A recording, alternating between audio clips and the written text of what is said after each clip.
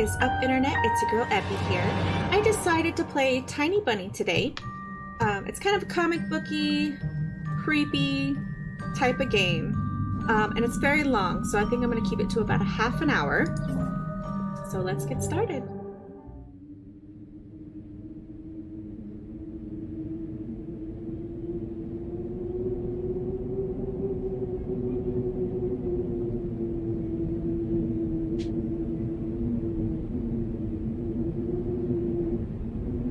The wind clawed at my window all night long. It wandered the fields and howled like a hungry beast.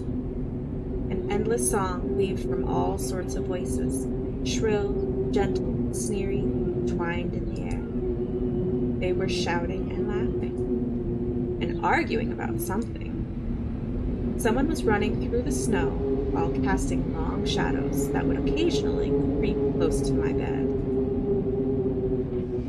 Our house had a mind of its own, the creaky old mind of a building that had seen lots in its days and was seemingly trying to share its wisdom with the inhabitants. The lonely house faced the forest, and the dark green thicket gazed back with its hollow eyes, rustling, wheezing, swaying back and forth. One could come out and stand at the edge of the forest to reassure themselves. There was nobody behind crooked trees. Fuzzy silhouettes swaying in the wind couldn't possibly do any harm. It's just a play of light and shadow. Just a play. I knew it was just my imagination. I was already 12 after all. Still.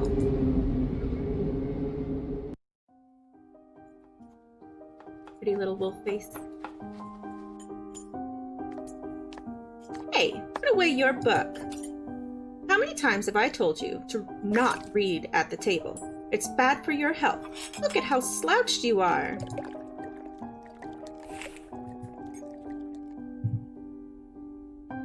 He didn't protest. I didn't protest, and put the book about Conan the Barbarian aside. I was stuck on a line I couldn't understand after reading it 3 times anyway. Olya had already finished her breakfast and was munching on some cookies. She was so enthusiastic, she almost looked like your typical girl from commercials. You're not going anywhere until you have finished all of it. I, on the other hand, was still trying to drill a hole in the plate with my eyes, as if it would make the whole porridge disappear. Hazy, anxious, welled up inside, all because of the previous sleepless night, the black forest around our house, and the gloomy wind. The longer I waited, the colder the lumpier white substance became. It looked like a jellyfish from the Cousteau Odyssey. I love that show. I wonder how horrifying the bottom of the ocean is, or how cold the black forest is at night. The spoon fell out of my hand. Mom showered me with a cold glare from her green eyes. What did I just say? I'll get it. I had 10 seconds to catch my breath before battling the nasty porridge once again. I felt around for the spoon. What is this carved under the other side of the table? Karina. Ah, that's my mom's name. I guess she carved it out with something pointy when she was little. She sure was a rascal, damaging the furniture like that. She would scold me for a week if I did something similar, though. Should I remind her about it? No, she's been in a bit of a bad mood lately. I imagine her, being my age, sitting under this table. I wonder, was Mom afraid of the dark back then? Or the sound coming from the attic? Or the thick forest? I imagine my grandma coming into my mom's room, my little mom's room, sitting at the edge of her bed where Olya sleeps nowadays, and saying this in her soft, smooth voice.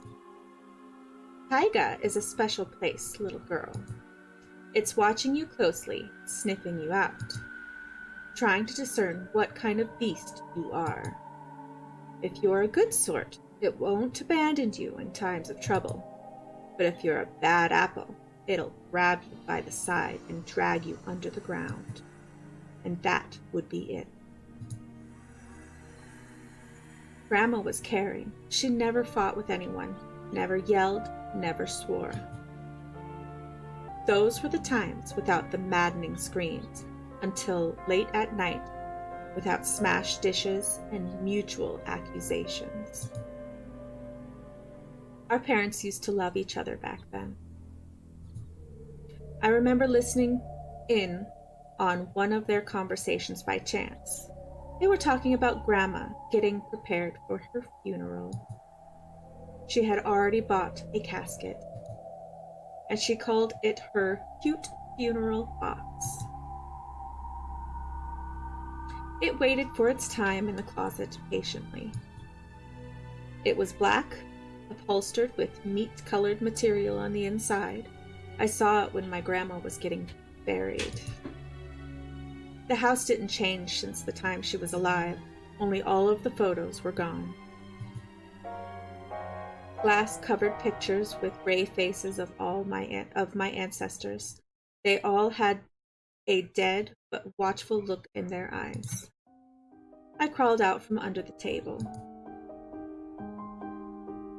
Olya was done with her cookies and was looking at my share like a sly woodland critter. I turned my gaze toward the frosted window. There were a lot of dark pines outside, but they didn't grab my attention. The pattern of the frost formed a picture on the glass. Olya, look, it's a fox. Where? It looked almost like those optical illusion thingies they put in the back of students' notebooks. A mixture of lines at first glance, but if you blur your vision a little bit and look under a certain angle. Not outside, on the window. Look, here's the nose, and here's... Hey, eat up! Yes, just a moment. I don't see anything. Hurry up, there's not much left. Ah, there it is, but it still doesn't look like one. And I'm telling you, it does. Nuh-uh, it does. Stop it, these kids, I swear. Now, I couldn't see the fox either. It disappeared, went away. Only the frosty patterns similar to stretched out nettle leaves kept creeping up the glass. My dad entered the kitchen with long, measured steps. I want to have a beard like his when I grow up. Mom would always ask jokingly, "Come on, shave it off, it stings." That was long ago. Nowadays, rumbling doors and witty comebacks were an everyday occurrence. Olya always covers her ears whenever she hears something like, "What's the point of all of this?" through the wall. "It's all for your sake," Dad would reply, "for the sake of our family." I always caught every sound in fear of hearing the most dreaded, the deadliest word that started with a D. D-I-V-O. I don't even want to finish it. It was scary to imagine that me, my little sister, could be torn apart and taken into two different families. Anyway, your fox is nothing. I have an owl on my window. You and your owl talk again. You said you believed me just yesterday. Has anybody seen my car keys? I remember leaving them on the windowsill. Right. Maybe you did, and maybe not. You're a grown man, a father of two, and still. Karina, please stop. Just let me get ready in peace. Your keys are in the basket near the phone. Well, thank you very much. Anton, stop making a martyr out of yourself and finish eating already. And the owl? There was no owl. But there was one. And it had giant glowing eyes. Olya sprung from the chair and placed her hands on her little face, imitating a pair of eyes with her fingers, the size of an apple each. Last year, you had Babai in your closet. Now this owl? But I saw it. Olya shifted her gaze back and forth from Dad to Mom to me, but couldn't find any support. Have you thought about befriending it? You know, like feeding it with imaginary mice? Don't bully our girl. She's just afraid to sleep alone because she's still little. Olya pouted her lips in rebellion and rushed into the hallway. The staircase that led to the second floor creaked. Mom gave Dad a strict look. Oh, that look in her eyes. It's so uncomfortable to be pinned under it. Dad just snorted in reply and left, bringing with the keys he had just found. A minute had passed and the theme song from Little Mermaid echoed through the house. It was stored on incredibly worn-out cassette tape, which Dad had already had to glue together once. It's so easy to fix objects by gluing them back together, for example. But how do you fix a relationship? Mom moved to the living room and I was left alone, anxiously stealing glances at the window. Olya had trouble sleeping ever since we moved into this house. She would toss and turn or curl up into a ball under her blanket. Sometimes she would jump up in the middle of the night and turn on the VCR. Cartoons helped to take her mind off of all of the troubles we had with the move and our parents. And then Olya said she saw a giant flying monster outside her window. She became obsessed with it. Our parents did everything in their power. They tried every little trick to get rid of those ridiculous fears. Olya refused to sleep alone and didn't believe that the owl was just one of her nightmares. After tonight, I was unsure what to make of my sister's words, what to think of it myself. Can nightmares be infectious? Just last night, I couldn't get a wink of sleep and ended up thinking of what to expect in my new school. There were a couple of days left before the beginning of a new term. My imagination drew long, twisting hallway that led to a classroom full of kids. But all the students behind their desks were simply dark figures cut out using a template. Circular holes gaped in the middle of their faces. A pair of eyes blinked inside those holes. It was as if some completely different creatures were looking at me from behind the flat, black silhouette. Their cruel glares, filled with icy sneers, made me shiver from head to toe. Will I survive here? Won't they gang up on me and beat me down? Stomp on me with their bloodied shoes? The damn school could burn for all I care. I just wished for anything to happen to it. Doesn't really matter what. I didn't want to go there that badly. I didn't want to see people who are just itching to smack me on the head, trip me up, think of a new offensive name for me, worse than the previous one. I felt like the glasses I wore made me an outsider, some sort of monster. My gaze slid across the drawing hanging on the walls. I couldn't consider myself a great artist, but Olya begged me to hang them. Drawing was the only thing that made me happy as of late. The small circle of friends I had also enjoyed my paintings. They had promised to call me from time to time. Sometimes I imagined my mom picking up the phone and saying in a cold voice, "You've got the wrong number." Or, "Anton is not around." Anton is not around. I imagined my future classmates lying in their beds just like me, listening to the howls of invisible werewolves outside their windows. Maybe my new classmates will like me after all. But who ever liked a boy with thick glasses? I mean, my dad used to wear glasses when he was little, and now he's married to the most beautiful woman on the planet, my mom. The house creaked, pressed by the wind. The condo we used to live in, a 9-floor concrete building, buzzed with the neighbor's drill, mumbled with a TV set from behind the wall, cried like a baby from the big family next door. Our current house, though, I can't really call it new, was completely different.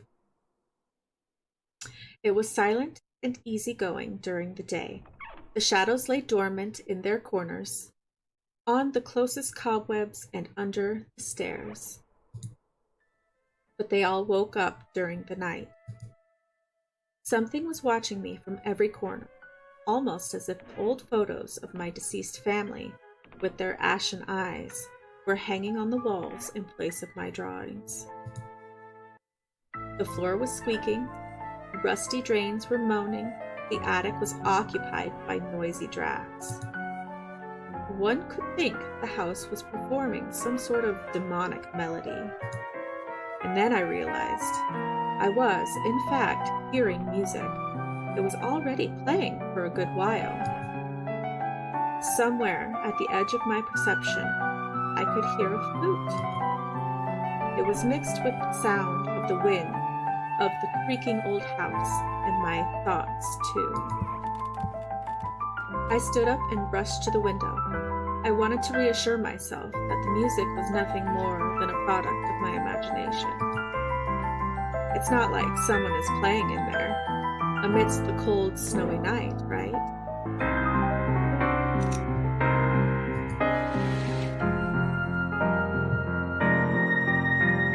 Someone was dancing in the field. Black silhouettes I could barely make out with the dark forest as their backdrop. They jumped around, basked in the moonlight, bumped into piles of snow, rolled around, crawled on all fours. Stories about wolves playing under the moon came to mind, but these were clearly not wolves. They stood upright at times, circling around, holding hands, and whipping up snow, disappearing into the shadow for a brief moment and then coming back. Something bizarre was going on. Shadows dancing in the starless abyss made my imagination go wild, making me anxious at the same time. Suddenly, the music stopped. The dancing shadows froze in place, and I could swear pierced me with their eyes. One of the silhouettes immediately parted from the bizarre shadow carnival and sprinted across the field with giant leaps. It glided on squeaky snow without leaving any prints until it was devoured by the pitch-black shadow of my house, which became even darker and thicker. My heart was jumping around like the bird inside of a cage. I shut the curtain with a swift motion and stepped back toward the bed. They saw me. A freezing torrent of fear washed over me. I stood in the middle of a perfectly dark room and listened to some unwanted guest moving and scraping around looking for entrance. The sound moved to the right, then circled around the house. Now my guest should be at the front door. I jumped into the bed and covered myself with the blanket, as if it could protect me. The shackles of fear locked my muscles. I remembered the funeral, my grandma lying there, hands crossed on her chest, her facial features sharp like that of a tin doll. Ants running up and down the legs of chairs that held my grandma's casket. I imagine those little creatures climbing up her head and pillow, up her eyelids with those tiny legs. Then her wrinkly eyeballs would once again move inside their sockets, and she'd be able to see her grandchildren. I was chanting the spells she taught me through the whole procedure. And now, lying under the blanket and listening to the squeaks and howls, I was repeating the same words. On the island of Boyan, underneath the blemished sun, in the sea of color blue, stands a cabin made of wood. There lay lard and ashen hair, for the spawn from devil's lair, to feast and always leave alone God's faithful servant named Anton. Evil leave this house must, ashes to ashes, dust to dust. Bizarre sounds had disappeared. I cautiously peeked out under the blanket and saw curtains waving around like a hangman. And then the night doused the new portion of boiling terror. Sounds scratched at my eardrums. In reality, something or someone was scratching at the front door, hurriedly clawing at wood, demanding to be let in. The door was shut. Dad had become very cautious recently, so he installed a sturdy lock. I remember him staring at the force intently, as if he was looking for something. Ashes to ashes, dust to dust. I hugged my knees, placing my chin between them, and drilled the door with my eyes. It was so flimsy and weak before the might of darkness. And then the knob twitched slightly. Then it turned halfway. Once, twice, as if the person who tried to enter had no hands. The doorknob tilted once more, and then started clicking violently. My jaw cramped. My wet fingers clutched the blanket. Door creaked and opened. The wind taunted me, moaning inside the tin flames. Now, you'll see.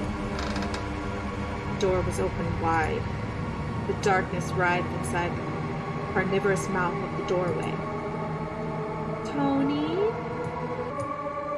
It was as if the night itself was calling out to me, flapping back black wings, squeaking with rusty hinges. I was trembling and snarled by the web of darkness that hung in the corners of my room, waiting for the one who weaved it to come out of the gaping black hole. Tony! My abdomen tightened. My chest rose up, ready to exhale a desperate scream. But before I was able to do anything, the darkness asked me, Tony, you asleep? My sister's pale face protruded from the thick shadows. I almost screamed from relief. Olya? I'm not sleeping. Did something happen? Olya frowned, snuck out her lower lip, a clear sign that she was about to cry.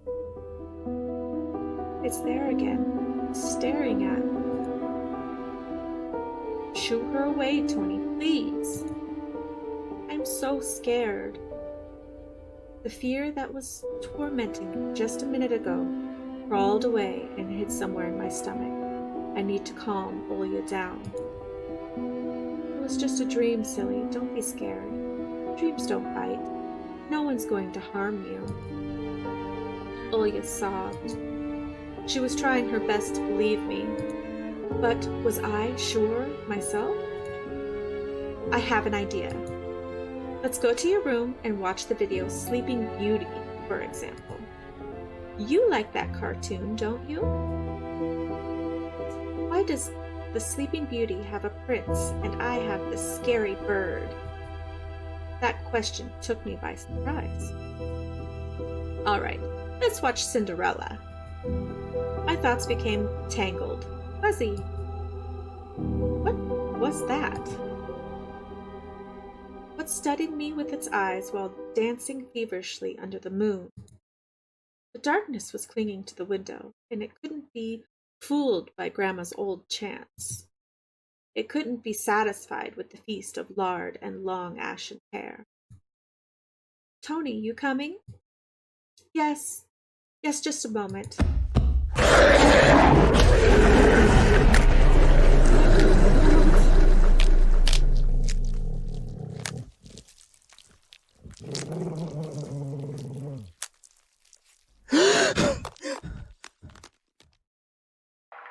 Okay, so I think we're gonna pause it here, and yeah, let me know if you guys like this one. I will continue this story if you guys want to see it when it's not Halloween, just to finish the story. So let me know if you guys like that. Please like and subscribe if you like this episode, and I'll talk to you guys on the next one.